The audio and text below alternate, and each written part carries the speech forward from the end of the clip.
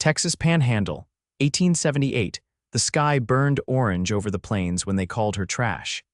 Addie Ellison tightened her grip on the reins of the mule cart as her 2-year-old son, Finn, slept curled up in a blanket beside a sack of flour. They had been on the trail since dawn, dust swirling around her boots, the hem of her skirt stiff with dirt. The town of Finch's Hollow rose ahead, just a few scattered buildings crouched low against the wind. She had not come for kindness. She had come to trade eggs and flour for cloth, maybe soap, maybe a little salt. Nothing more, but the moment she stepped down from the cart in front of the mercantile, whispers started. Mrs. Gable, who had sat behind her in church before everything went wrong, sneered toward her from the porch. She was 15, the woman hissed to another. Now look, no ring, no husband, just that baby hangin' off her like a curse. Addie kept her chin high, eyes on the store door. She would not give them the satisfaction. Inside, she traded in silence, eyes on her list, ignoring the way the storekeeper shorted her on the yardage. She turned to leave, Finn now awake and clinging to her shawl, thumb in his mouth. At the door, she almost ran into him, tall, dusty, a battered Stetson in his hand, sun in his eyes. "Sorry, ma'am," he said, stepping back. Addie nodded, but Finn pressed his face into her shoulder and whimpered. The man's gaze dropped to the boy. His face softened. "You all right, little man?" he asked. Finn peeked out, then reached toward the man with a shy hand. Addie froze. The cowboy crouched low, offering his hand like he might to a skittish colt.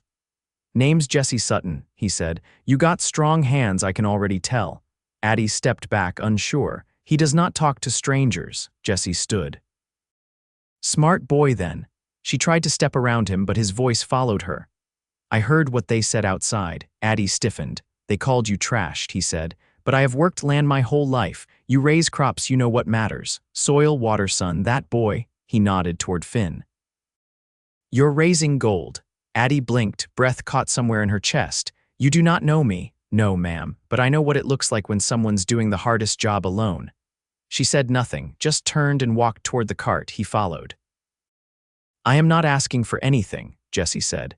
"Just saw you could use a second pair of hands. If you are working that land out east of town, there is a storm coming tomorrow. That barn of yours will not stand a hard wind." Addie turned to face him fully now, jaw set. "You think I cannot keep my own roof on? I think you should not have to try alone." Finn looked between them, his tiny hand wrapped around Addie's finger. She studied Jesse. He had a scar down one cheekbone, permanent sunburn on his neck. His shirt was patched at the shoulder, boots worn smooth. He was not a man who needed to impress anyone, and yet he looked at her like she was worth something. "Fine," she muttered. "You want to help? Come by tomorrow, early." Jesse tipped his hat. "I will be there." Addie's land was a few miles east, barely fenced, the house a 2-room clapboard with a lean-to barn that sagged on one side. She had inherited it after her father died and her mother left for her sister's place in Missouri. That had been 2 years ago. Long enough for the gossip to sprout like weeds. The next morning, Jesse rode up just after sunrise. He brought nails, a hammer, and a quiet strength that did not ask questions. He worked beside her all day, fixing the barn roof, shoring up the coop, and clearing the storm ditch. Finn followed him everywhere, grinning, dragging a stick behind him like a plow. By sundown, the sky was heavy with clouds. Addie stood on the porch, arms crossed, watching Jesse wash up at the pump. "You did not have to do all that," she said. "I wanted to." "Why?" He dried his hands and looked at her. "Because I remember what it was like to need someone and not have a soul show up." She looked away, throat tight. "You want me gone now?" he asked gently. "No," she said, quieter than she meant to. "It is almost supper." That night, Jesse sat at her table, the oil lamp casting shadows on the wall. Finn fell asleep with his head in Jesse's lap, little chest rising slow and even. "You are good with him," Addie said, folding a napkin in her lap just to keep her hands busy. Jesse looked down at the boy. "I never had a boy of my own," he said. "Not much family left." Silence settled between them, the wind picked up outside. "I was 16, she said suddenly. He looked up. "When I had him, I thought if I loved the father enough, he would stay." Jesse's jaw tightened, but he said nothing. "He left before Finn was born, and then folks started calling me names, like I was filth, like I did something wicked." You were a girl who loved someone who did not deserve you, Jesse said. That is all. Her eyes filled, but she blinked fast, swallowing hard. Do not say it unless you mean it, she whispered. I have not said anything yet, Jesse replied, but I am not bluffing. Finn stirred, and Jesse soothed him without thinking, hand on the boy's back. Addie watched the motion, her heart aching in a way she had not felt in years. You should not be here, she said, but I am, and I will be again tomorrow. Addie met his eyes. Why? Because nobody raising gold should do it alone. He stood, lifting Finn gently and settling him on the cot beside the fire. Addie followed him to the door. The wind howled outside, but Jesse turned one last time. Good night, Addie. Good night, Jesse. And for the first time in years, she closed the door with something warm blooming in her chest. Hope. By the time the rain came, the ditch Jesse dug had held, and the barn stood firm through the night. Addie watched the storm from the window, Finn curled warm on her lap, Jesse's words echoing somewhere in the back of her mind. She didn't sleep much, not because she was worried, but because quiet had become unfamiliar. When morning broke, she found herself listening for hoofbeats. They came just after first light. Jesse brought a sack of oats and a coil of wire slung over his shoulder. He didn't knock, just stood at the gate, waiting. Addie opened the door before he called out. You're early, she said. There's a section of fence down along your west line. Cattle could wander if you've got any. I've got 2 milk cows and a mule that won't go more than 20 yards from the trough, still worth fixing. Wind could drive strays in. She nodded, pulling her shawl tighter. I'll come. He looked at her hands. You been up long? Sun wasn't up yet. Jesse nodded once. I'll walk the line with you, easier with 2. Finn tugged at her skirt. He can stay with Mrs. Dunley while we work, she said quietly. She owes me for mending her curtains. The boy didn't cry this time when she left him. Just stood in the doorway, thumb in his mouth, watching Jesse with wide eyes. The fence line ran along a shallow ridge, broken in places where branches had fallen. They worked without much talking, Addie handing him nails, Jesse hammering them in steady rhythm. After a while, he glanced toward the horizon. Those trees over there, he said. You ever think about planting windbreak? Thought about it, she said, brushing hair from her eyes. Takes time, water. Well, he replied, I've got seedling cottonwoods in a gully near my place. I could bring a few. She rested a hand on her hip. You offering to dig holes too, if you let me. They kept working, the fence stretching clean behind them. After a while, she asked, Where's your land? He hooked the hammer through his belt. About 5 miles west. Used to belong to my uncle. He passed last winter. I stayed on. You don't mind the quiet? I didn't. Now I do. She met his eyes, and neither of them looked away this time. When they finished, they walked back through a stretch of prairie where the grass grew high and gold. Addie's boots brushed the stalks, and Jesse carried the coil of wire over one shoulder. The sun was just above the trees when they reached the house. I'll get Finn, she said. I'll come with, Jesse replied. Mrs. Dunley's house was smaller than hers, but warm. Addie thanked her quick and gathered Finn into her arms. The woman eyed Jesse with open interest, but said nothing. On the walk back, Finn clutched a pine cone and held it out to Jesse. For me, Jesse asked. Finn nodded solemnly. Jesse took it like it was a prize. That night, Addie sat sewing while Jesse whittled something by the fire. Finn lay between them, half asleep, one hand curled against his cheek. The lamp flickered and the wind had calmed. What do you miss most? She asked, eyes on her stitching. He didn't answer right away. The knife moved in his hand, shaving slivers from the wood. Laughter, he said finally. Not my own, someone else's. That kind you hear in a kitchen when something burns but nobody minds. She smiled faintly, though he didn't see it. I miss being asked how I'm doing, she said. He looked up then, and their eyes met again. You don't have to miss that anymore, she set the needle down.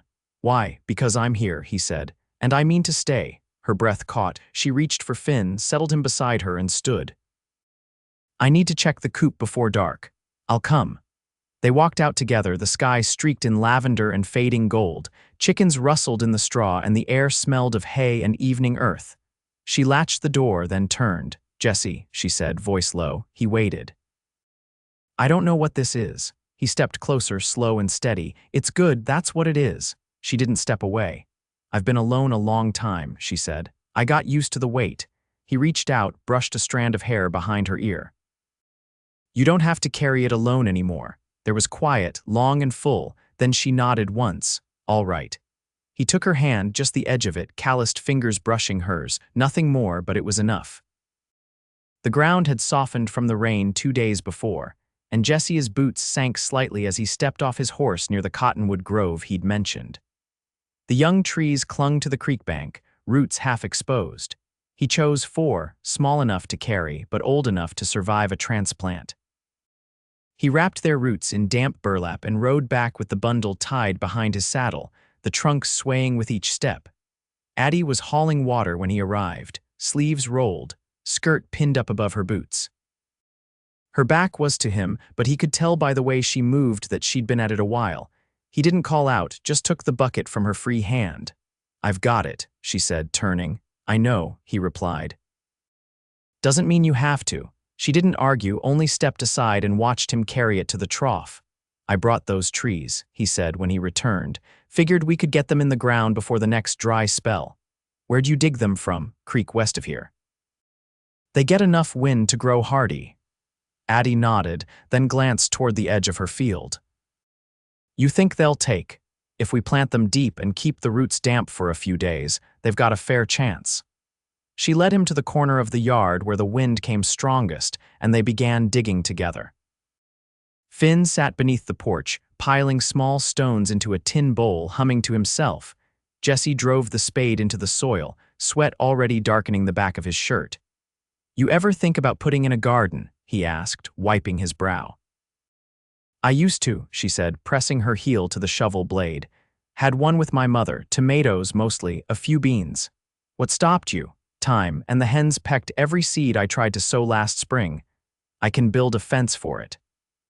"Something low, just enough to keep them out." She paused, one hand on the handle. "You offering to do that too, if you want it." She looked at the half-dug hole, then back at him. "I think I do." They planted all 4 trees by dusk, the soil dark and damp around their roots. Jesse poured water from a bucket around each one, pressing the earth down with his palm. Addie watched him closely, her arms crossed, hair fallen loose from the braid she'd tied that morning. "You always work this hard?" she asked. "When it's worth it." She didn't answer, but something shifted in the way she looked at him, less guarded, more curious. Later, as Jesse was fitting the saddle to his horse, Addie came from the house carrying a folded piece of cloth. "For your shirt," she said, holding it out. "It's a bit worn at the seam." He took it, thumb brushing the edge. "You sewed this." "Had a scrap of muslin left. Figured you might tear it before long." He tucked it into his vest pocket. "You always fix what isn't yours." "I fix what's nearby," she answered. "Doesn't mean it belongs to me." He looked at her then, quiet and steady. "Wouldn't mind if I did." Addie didn't speak right away. Finn called her name from inside, and she turned slightly toward the door but didn't move. "I'm not good at guessing what people mean," she said finally. "I meant what I said. I figured." He stepped closer, not enough to touch, just enough to make her lift her chin. "Then I'll say more plain, I want to stay with you if you'll have me." She blinked once and the wind caught the edge of her sleeve. "I don't know how to do this," she said softly. "Neither do I, but I'm not leaving." Her hand closed around the porch rail. "You say that now. I'll say it again tomorrow." She studied him, eyes narrowed like she was testing truth from stubbornness. Then she nodded once. "All right," he mounted, but paused before turning. "I'll bring fence posts in the morning." Addie didn't smile, but her voice held something lighter than it had before. "Bring nails too, I don't have any left." He tipped his hat, then rode out slow, the last light stretching long behind him. Inside, Finn tugged at Addie's skirt, pointing at the trees. "Those are ours now," she said, lifting him. "They'll grow if the wind doesn't take them." Finn rested his head on her shoulder. She looked toward the horizon, where Jesse had disappeared over the rise. "They've got a fair chance." By midweek, the fence around the new garden plot was nearly done. Jesse had cut the posts from cedar near his own land, hauled them over 3 at a time, and sunk them deep by hand. The rails fit snug, the corners braced with stone.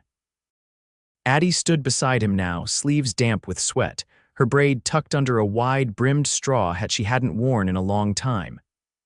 "You missed your supper," she said, handing him a tin cup filled with water from the well. He drank, then wiped the back of his hand across his mouth. "Wasn't thinking about it. You worked past dark last night, too, he glanced at her.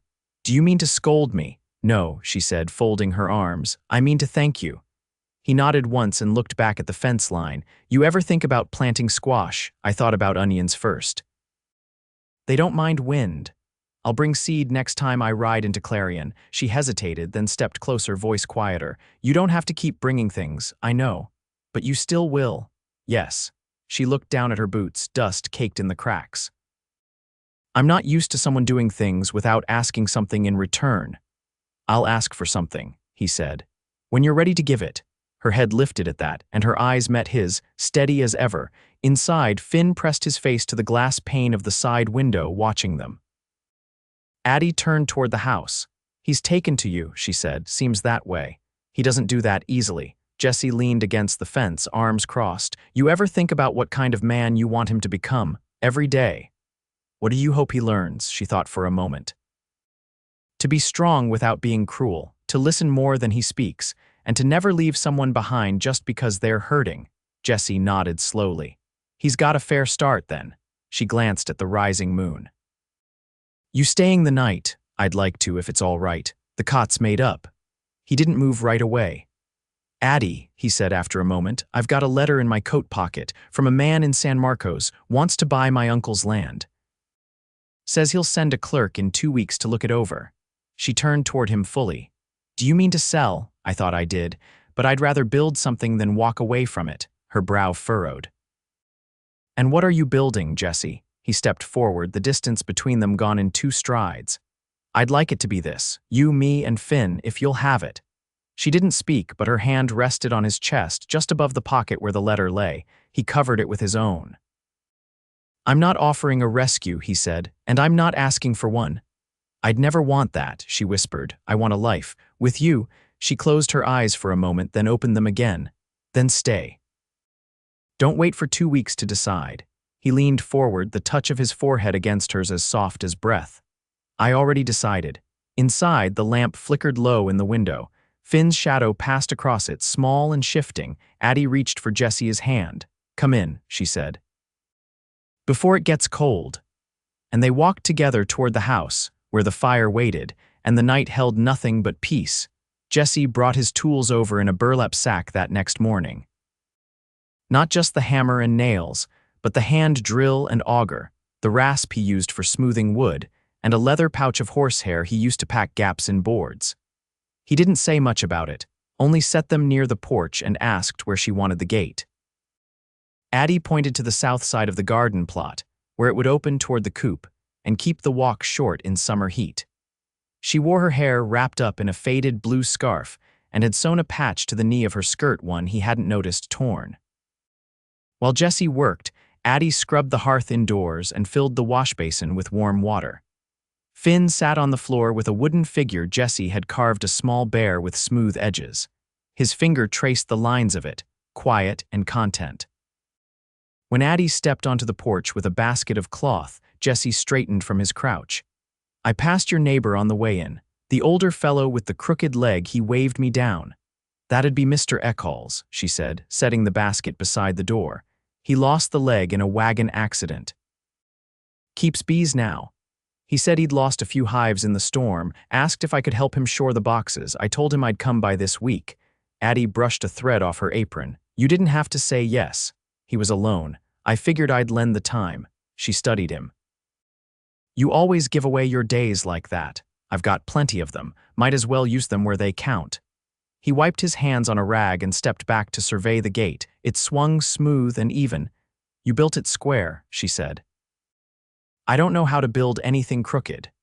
That made her glance up, and something flickered in her expression, an old defense softening. By late morning, Jesse had stayed for bread and boiled eggs. Finn had taken to bringing him twigs and bits of string, expecting him to make something of them. Jesse obliged, fashioning a small sling from a bent branch and giving it to the boy with a warning not to aim at chickens. After the midday chores, Addie walked the fence line alone while Jesse fed the mule.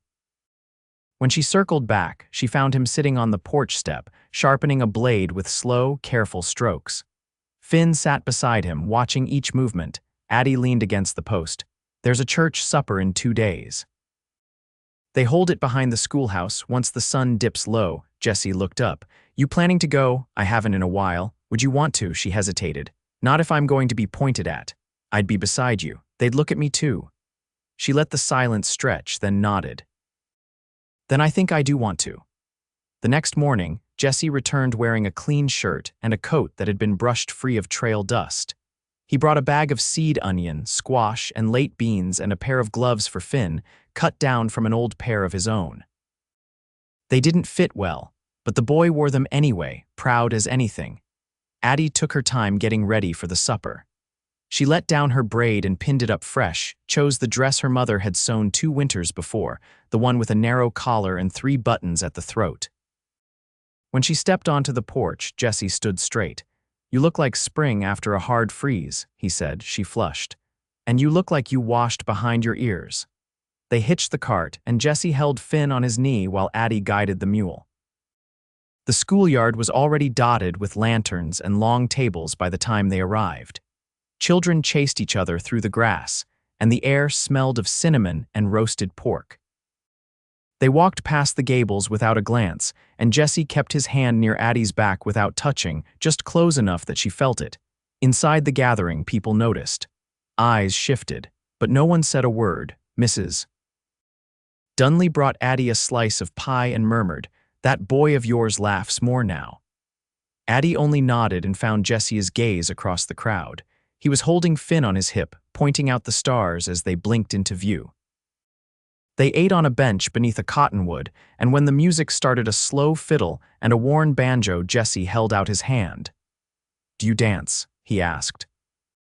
"I haven't in years." "Well," he said, "we'll make it up as we go." She took his hand and he led her in a gentle sway, nothing fancy, just enough to feel the soil beneath their boots and each other's weight through every step. Finn clapped along from the bench, sticky with peach juice. When the music slowed, Jesse leaned just close enough to speak low. "You feel like home in my hands." Addie didn't answer, just rested her cheek to his chest and let the music carry them. They didn't stay late. The wind picked up and Finn began to yawn. On the way back, Jesse drove the cart while Addie cradled the boy, who had fallen asleep with his mittened hand wrapped around her braid. Once home, Jesse lifted Finn and laid him gently in the cot. Addie watched from the doorway, arms folded, a softness in her quiet that hadn't been there before. Jesse turned and met her gaze. "I've been thinking about that letter." "You didn't send a reply." "No, I burned it." She stepped forward, slow and even. "You sure?" "More than I've been about anything." She reached up, fingers grazing his jaw. "Then I want you to stay, not just the nights." "All of it?" His arms came around her, steady and warm, and she sank into them without hesitation. "I'm not going anywhere," he whispered, and he didn't. They planted the garden together that spring. The cottonwoods took root, and by midsummer, their leaves rustled like paper in the breeze. The coop held, the mule grew fat, and Finn laughed more days than not. Jesse built a pen for goats. Addie started sewing again, mending for neighbors, stitching small shirts for her son. They married in the fall. Not with fanfare, just a quiet exchange beneath the sycamore behind the house, with Mrs. Dunley holding Finn and Mr. Eccles offering the blessing. That night, after the lanterns burned low and the fields hushed, Addie lay beside Jesse and whispered, "I never thought I'd have ease again." He kissed her brow. "It's not ease. It's earned rest." And in the years that followed, they lived like that side by side, sun warmed and rooted. Love didn't arrive with thunder. It came slow like rain after drought, and it stayed.